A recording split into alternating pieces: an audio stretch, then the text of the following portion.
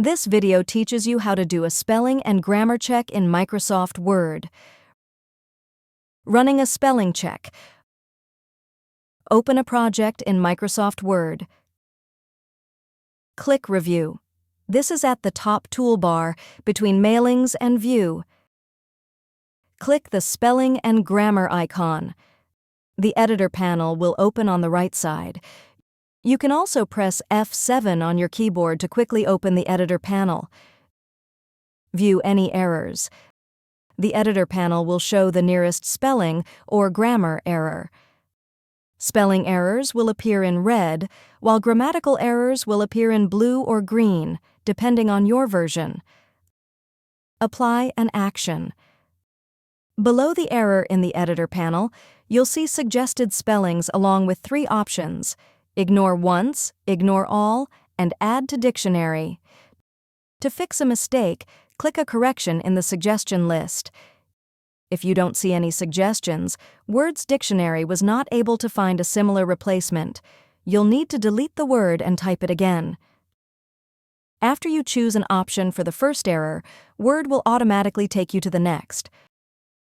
To skip this instance of the error, click Ignore.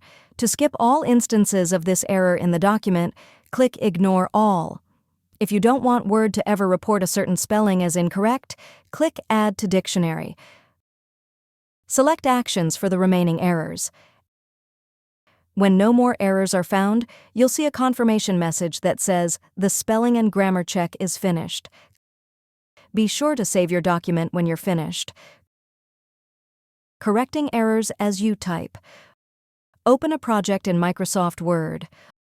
Look for words or phrases underlined in red, green, or blue. Word is set up to check your spelling and grammar automatically as you type. Spelling mistakes are underlined with a red squiggly line. Grammar issues are underlined with a blue or green line. Click an error. A menu will open. You can also right-click the error for more options. Select an action. You'll see a few suggestions at the top of the menu. To add the spelling to your dictionary, click Add to Dictionary. To replace an error with one of the suggestions in the menu, click it now. To ignore the error and remove its squiggly underline, click Ignore once. If you found this video helpful, please click the like button and subscribe to our channel for even more helpful tutorials.